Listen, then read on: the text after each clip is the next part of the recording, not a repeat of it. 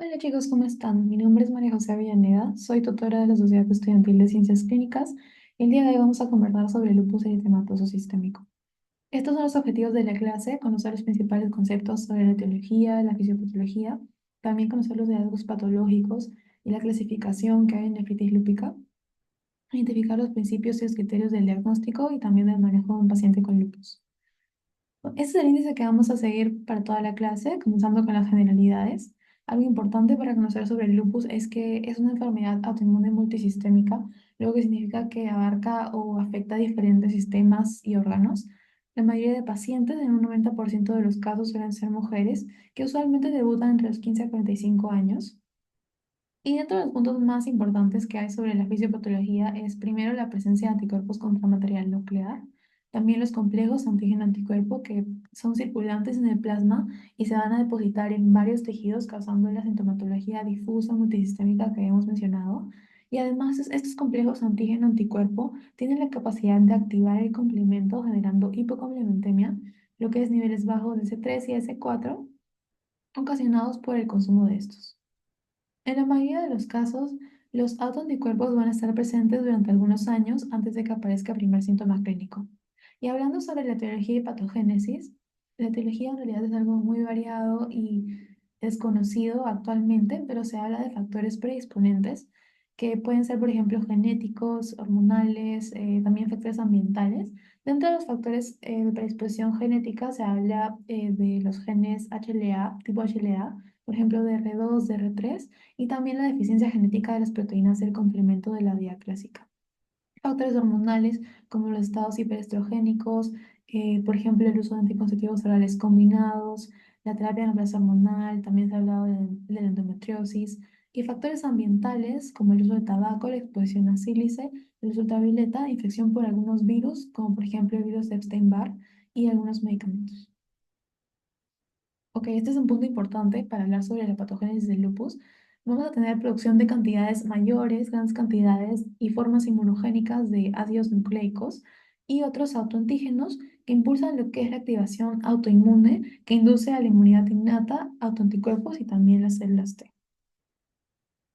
Ok, entonces tenemos primero el desarrollo de anticuerpos, en donde vamos a tener que la poca capacidad de los macrófagos para poder fagocitar complejos de material apoptótico van a hacer que los linfocitos desregulados se dirijan a antígenos que normalmente hubieran estado ocultos, generando autoanticuerpos. Y luego tenemos la reacción autoinmune, que es otra parte importante. En la hipersensibilidad hay dos tipos implicados en el lupus. Tenemos primero la hipersensibilidad tipo 3, generada por los complejos antígeno-anticuerpo que se depositan en diferentes tejidos. Y luego la reacción de hipersensibilidad de tipo 2, mediada como tal propiamente por los anticuerpos, que pueden ser de tipo IgG o de tipo IgM, por ejemplo, contra los glóbulos rojos, generando anemia hemolítica.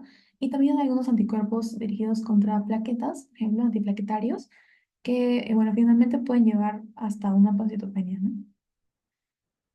Ok, esos son los dos factores principales. Y dentro de otros que también es importante mencionar, tenemos la capacidad reducida de las células fagocíticas para eliminar los complejos inmunes, las células apoptóticas y también sus ampollas superficiales o plebs que contienen autoantígenos. Luego también hay una función alterada de las células NK, aumento de la producción de anticuerpos por las células B, un aumento de la producción de citoquinas como IL-6 y IL-10 y también una señalización T anormal que disminuye la capacidad reguladora. Es otro cuadro sobre la parte de la patogénesis del lupus, en donde vamos a encontrar los factores genéticos y del ambiente que habíamos hablado. Factores genéticos como mutaciones tipo HLA o genes implicados en el complemento o en la producción de citoquinas proinflamatorias. También factores ambientales que son importantes como la luz ultravioleta, algunos virus, no solo el virus de Epstein-Barr, sino también, por ejemplo, otros como el entomegalovirus, algunas drogas o medicamentos y también hormonas, como hemos hablado, los estados hiperestrogénicos, van a generar una interacción entre estos factores que finalmente promueven defectos a nivel del sistema inmune, ya sea a nivel de células B, la línea T o células dendríticas, en donde finalmente tendremos dos factores principales: la producción de autoanticuerpos y también la producción de células T que son autorreactivas Los autoanticuerpos, por su parte, generan una producción anormal de complejos inmunes que se unen a diferentes tejidos y luego también las células T autoreactivas tienen un papel importante porque van a producir una cantidad anormal de citoquinas proinflamatorias como la interferón alfa, la interleuquina 6, la interleuquina 10, que generan finalmente todas las manifestaciones del lupus que vamos a hablar más adelante. Ok, entonces para hablar sobre la patología también, o los hallazgos patológicos más importantes que podríamos encontrar en un paciente, una paciente con lupus, vamos a hablar primero de la nefritis lúpica. Me parece muy importante conversar antes de conversar la sintomatología o la clínica como tal, porque las afectaciones renales o en sí la nefritis es una causa importante de mortalidad en pacientes con lupus, principalmente en las fases más tempranas de la enfermedad. Cuando hablamos de nefritis lúpica, entonces hablamos de un proceso inflamatorio que se da a nivel de riñón, bueno, por consecuencia de tener lupus. ¿Cuál es el mecanismo principal de la nefritis lúpica? Tenemos que puede haber un depósito mesangial o también subendotelial de complejos inmunes, por ejemplo, causados por anticuerpos específicos del lupus, como el anticuerpo anti-DNA doble cadena o los anticuerpos anti-SMID, que generan una expansión y engrosamiento del mesangio, también de las paredes capilares y hasta de la membrana basal glomerular. Hay 6 tipos de nefritis lúpica y se distinguen por el análisis en la biopsia renal. Además, la clase va a determinar el tipo de tratamiento que se le da al paciente. Ok, entonces debemos conocer primero cómo es que llegamos al diagnóstico de nefritis lúpica. Esto se hace mediante una biopsia renal y una de las principales indicaciones para realizar una biopsia renal es tener sospecha de nefritis lúpica. ¿Cómo sospechamos entonces de nefritis lúpica? Tenemos a nuestro paciente con la sintomatología que vamos a ver un poco más adelante en esta exposición, con sintomatología renal, en la cual le realizamos exámenes de laboratorio que muestran también afectación renal, por ejemplo, en el examen de orina, en el análisis de orina. Y si tenemos sospecha, realizamos la biopsia. A través de la biopsia, nosotros podemos ya clasificar el tipo de nefritis. Entonces, para conocer cómo es que se vería en la patología de la nefritis lúpica, también tenemos que saber cómo es que se ve normalmente en la histología del riñón. Esta es la histología normal a nivel glomerular, en donde vemos que no hay proliferación celular, no hay hipercelularidad, ni tampoco hay afectación a nivel de cápsula de Bowman, en donde está bastante íntegra, sin presencia de adhesiones. No hay engrosamiento de la membrana basal glomerular, tampoco hay proliferación o engrosamiento capilar. A diferencia de lo que vamos a encontrar en un paciente con nefritis lúpica, esto es lo que se ve. Vemos que hay un aumento de las células mesangiales.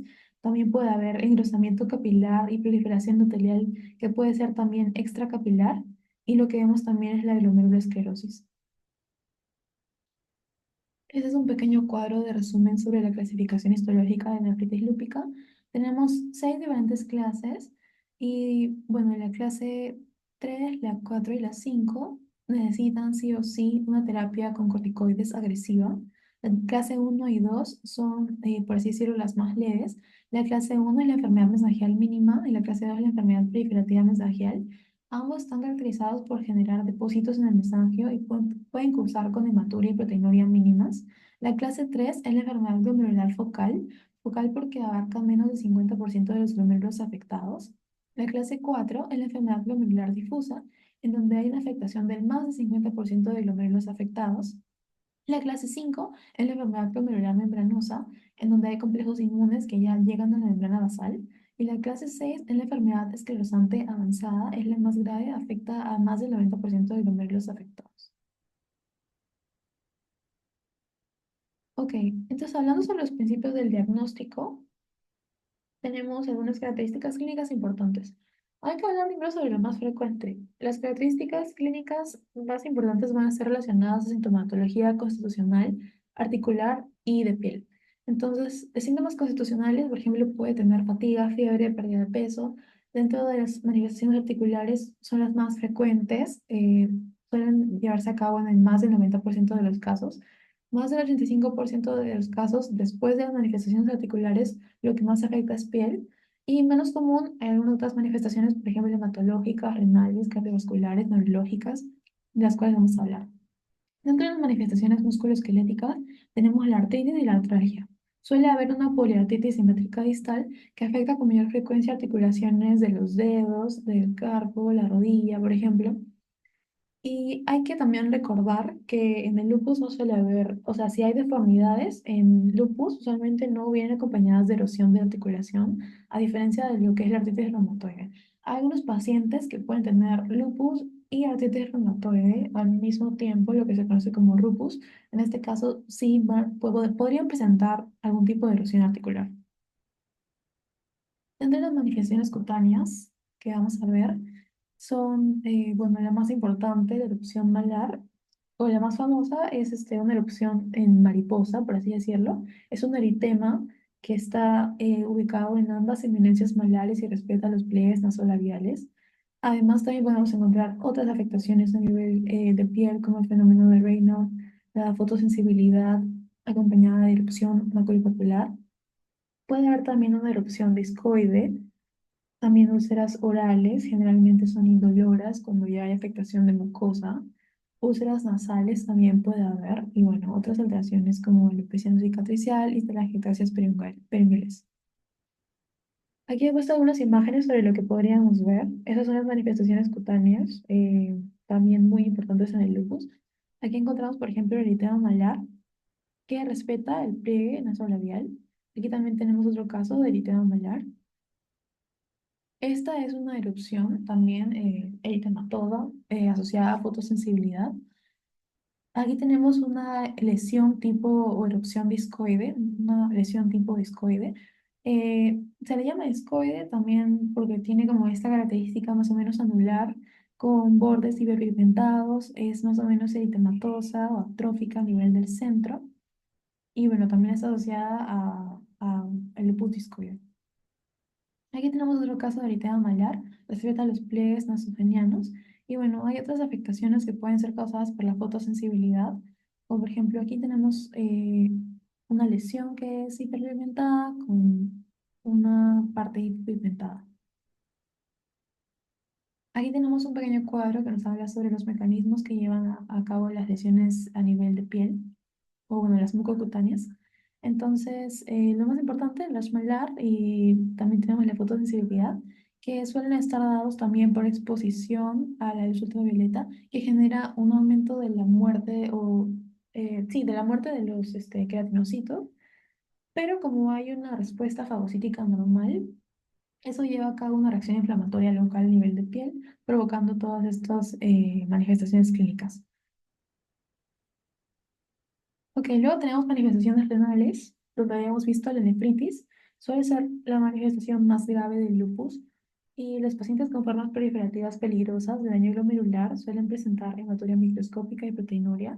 Aproximadamente la mitad desarrolla síndrome nefrótico y la mayoría desarrolla hipertensión. Ok, dentro de las manifestaciones neurológicas hay que saber distinguir. ¿Entre qué cosas? Primero, si es que es un proceso difuso que requiere inmunosupresión o si es que es un proceso o enfermedad vascular oclusiva que requiere anticoagulación. Dentro de las manifestaciones más comunes o la más frecuente es la difusión cognitiva. Afectaciones a nivel de memoria y de razonamiento es lo más frecuente. Luego también podemos tener otras como cefalea, convulsiones, psicosis, polineuropatía, meningitis aséptica, también puede haber.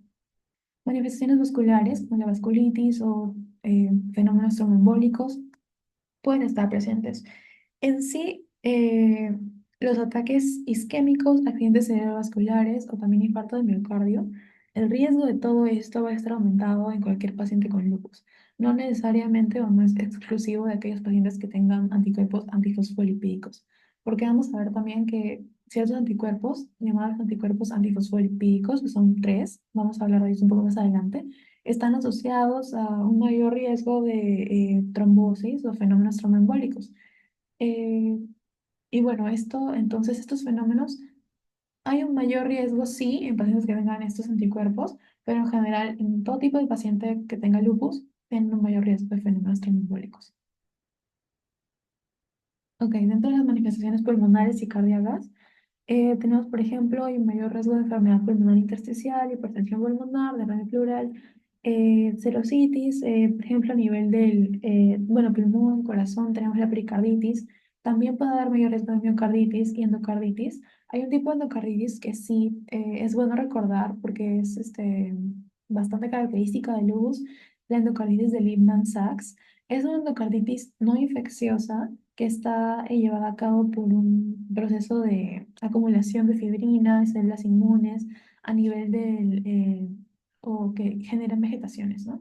Y bueno, también tenemos otras lesiones que pueden ser asociadas a válvula aórtica y arteriopatía coronaria. Dentro de las manifestaciones hematológicas que también se pueden dar, la anemia es una de las más frecuentes, suele ser normocítica normocrómica. También tenemos, bueno, lo que hemos visto, los anticuerpos contra glóbulos rojos, contra plaquetas. Pueden generar anemia hemolítica, también trombocitopenia, también puede haber leucopenia y todo eso llevar a cabo una pancitopenia.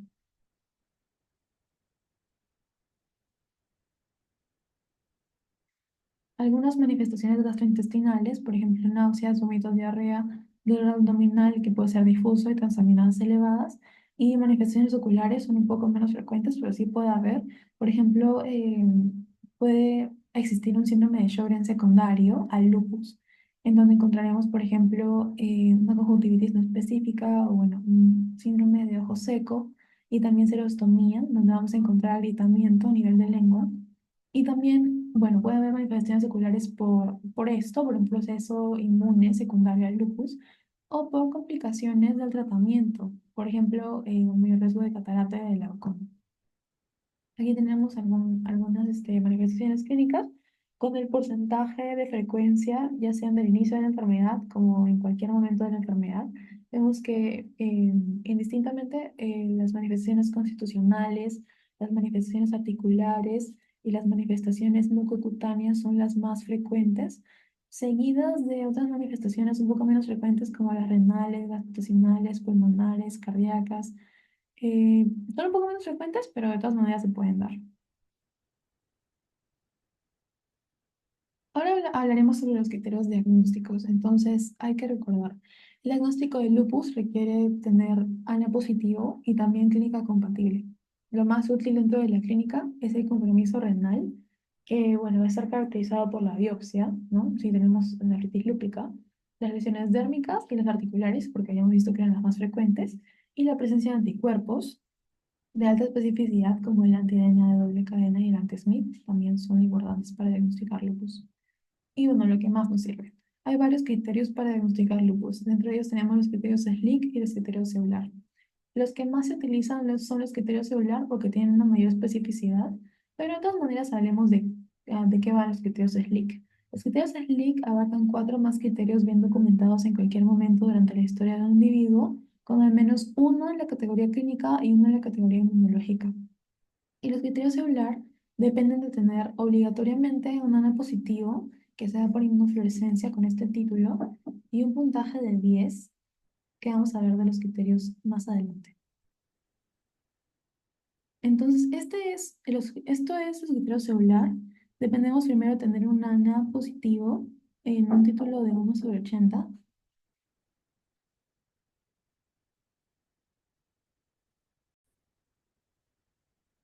Ok, entonces, además de los títulos de ANA positivo que vamos a tener, se requiere al menos un criterio clínico para clasificar el diagnóstico como lupus.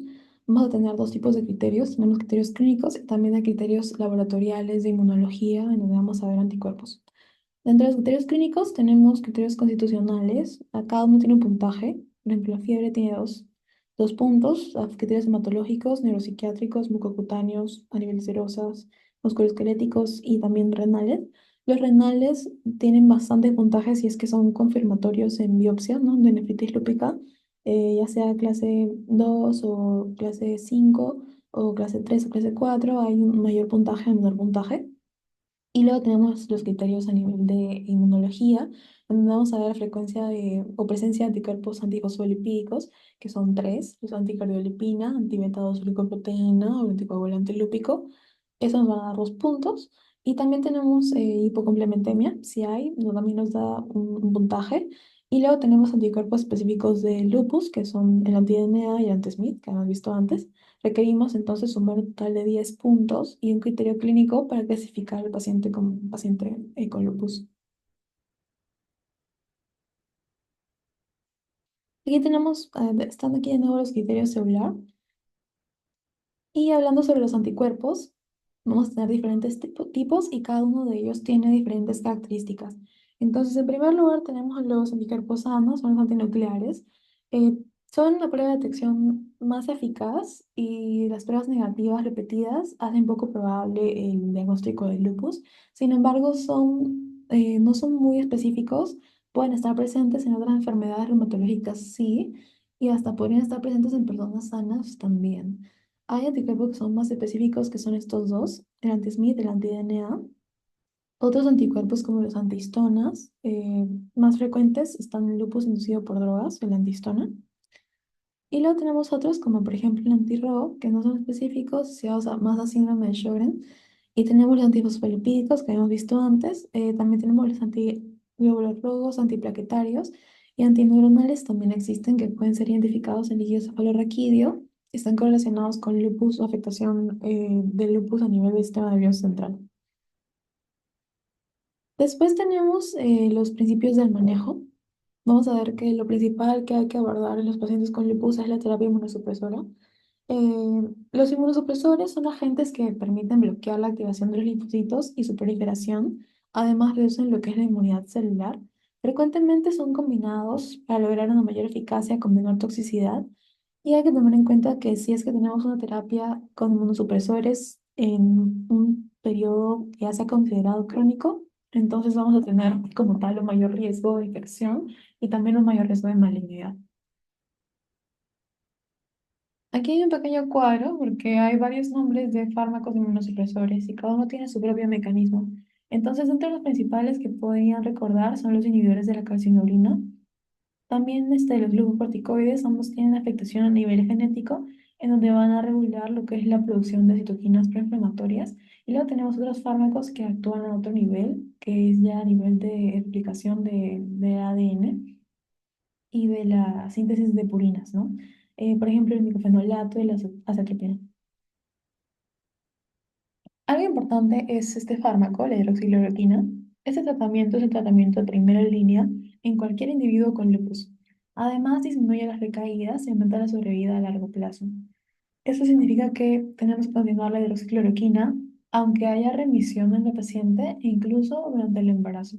Algo importante es que la hidroxicloroquina puede causar retinopatía, así que es por eso que en todo paciente con lupus que esté en terapia con hidroxicloroquina, que debería ser cualquier paciente con lupus, debe haber un control anual en oftalmología. Entonces, el tratamiento va más o menos orientado según la severidad de la enfermedad. Tenemos un lupus con características leves, puede ser llevado nada más con tratamiento con hidroxicloroquina, sí. Moderado, puede añadírsele glucocorticoides a dosis bajas o moderadas, también con medicación inmunosupresora. Los fármacos más utilizados para pacientes con lupus son estos, la azathioprina, el micofenolato y los inhibidores de la calcinurina. Y bueno, en estados o en pacientes con una enfermedad más severa también se utilizan estos fármacos, tal vez por ejemplo, glucocorticoides a dosis más altas, y se pueden añadir otros agentes inmunosupresores. Ok, esto es básicamente lo mismo, la clasificación según la severidad, vamos a ir añadiendo cada vez más fármacos con un poco más de dosis. Y luego también tenemos el tratamiento de la nefritis lúpica. El tratamiento de la nefritis lúpica, el manejo depende también de darle hidroxicloroquina al paciente, el manejo de primera línea. Se utilizan corticoides y micofenolato o ciclofosfamida. Hay que recordar que hay que dar una dosis de corticoides agresiva en pacientes con estos estadios de nefritis lúpica 3, 4 y 5. Y también, si es que existe proteinuria en el análisis de orina, podemos utilizar inhibidores de o IECAS o ARAS. Y también podemos utilizar medicación antihipertensiva si es que persiste la hipertensión a pesar de la medicación que hayamos dado. Bueno, ese es el manejo de la nefritis lúpica. No olvidar también la modificación del estilo de vida es importante. Y aquí tenemos un algoritmo de manejo que, bueno, vamos a ir revisándolo paso a paso. Primero tenemos el diagnóstico con los síntomas o vestidos de lupus. Eh, Ordenamos los laboratorios que suelen comprender un análisis con anticuerpos ANA, también el hemograma completo, ahí vemos el número de plaquetas, hacemos análisis de orina. Si es que todos los tests están normales, Usualmente esto nos ayuda a orientar el diagnóstico a algo más que no sea lupus. Si los test son normales, pero los síntomas persisten, se puede realizar una repetición de estos test con anticuerpos ya específicos como el anti-DNA. Si sean negativos, muy poco probable de que sea lupus, la enfermedad de la cual estamos hablando. Si es que hay algunos positivos o si es que el gran está positivo, entonces utilicemos los criterios para poder definir los criterios de Euler. También con esto podríamos ya llevar a cabo el diagnóstico. Si es que llegamos al diagnóstico, entonces orientemos el tratamiento según la severidad. Si es que hay por ejemplo, una enfermedad más severa, en donde ya hay una afectación multiorgánica o está en peligro la vida, entonces se utilizan glucocorticoides a altas dosis o añadiendo un segundo agente. Y como habíamos visto, los no utilizados son miclofenolato, puede ser ciclofosfamida. Y bueno, si es que no hay una afectación tan grave, puede realizarse un manejo conservador. Siempre recordar que la hidroxicloroquina es el tratamiento de primera línea y se debería dar a todos los pacientes. En algunos pacientes que tengan afectaciones que necesitan glucocorticoides, pero no sean tan graves, se puede utilizar la dosis más baja eficaz. Y aquí tenemos otro algoritmo también para el manejo de un paciente con lupus. Entonces tendremos primero la historia orientada según las características que nos digan. Podemos ver una historia de fotosensibilidad, con dolor articular, artralgias, dolor a nivel del pecho, que sea tipo pleurítico, que nos indique algún tipo de serositis. Y también vamos a evaluar siempre en el examen físico lo que es, por ejemplo, afectaciones cutáneas, son lo más destacable que podemos encontrar. Diferentes tipos de rash, el rash malar, úlceras orales, úlceras nasales. Todo eso nos puede llevar a sospechar el lupus eritematoso sistémico. Realizamos los anticuerpos, realizamos los exámenes de laboratorio que habíamos visto antes, los anticuerpos, los ANA, los más específicos, el hemograma, tenemos que realizar un panel metabólico básico, el análisis de orina. Podemos ver si es que hay alteraciones, entonces realizamos el análisis para ver si cumple con los criterios.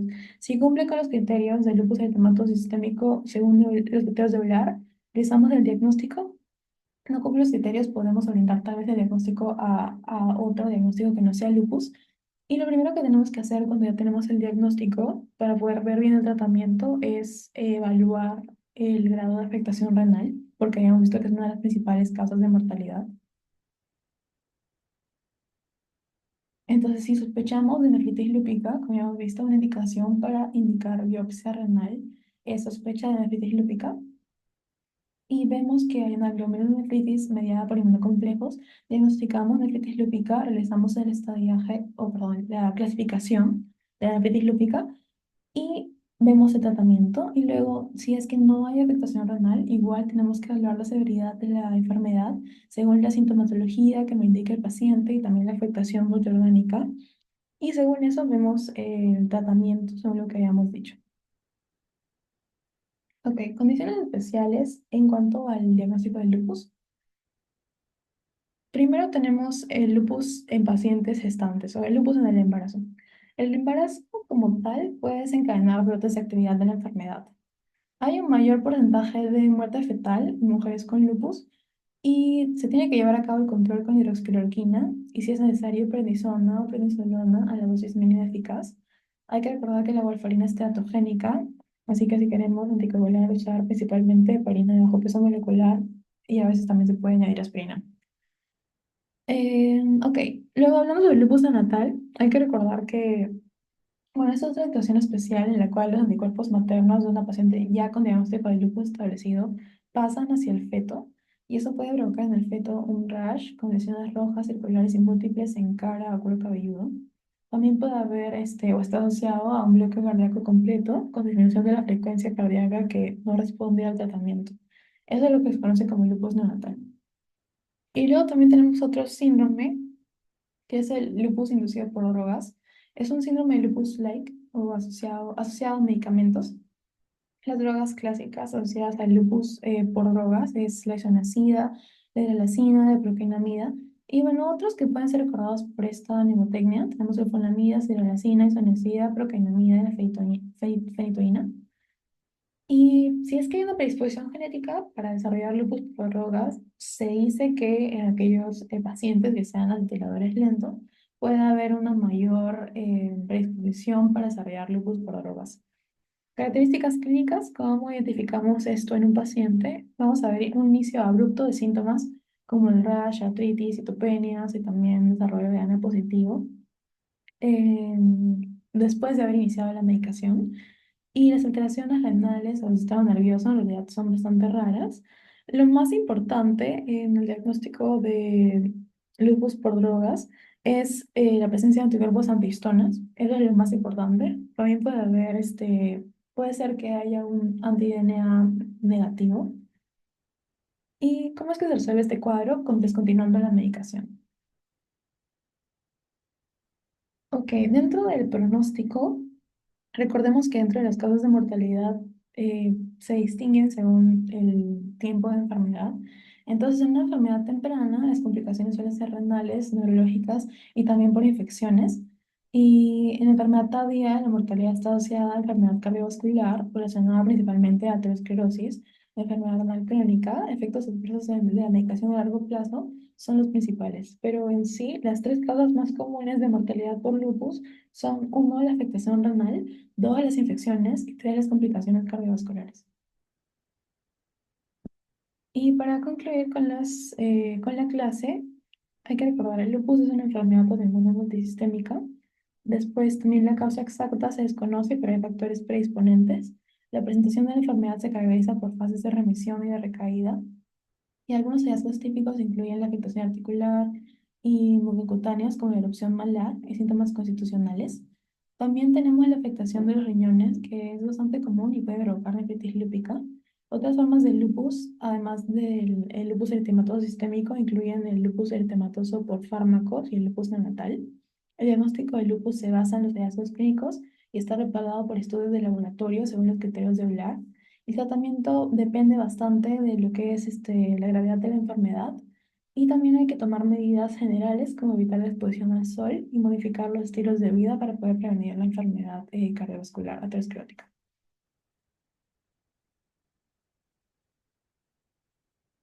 Esta es la bibliografía de la clase y muchas gracias por prestar atención. Ya nos vemos en otra clase.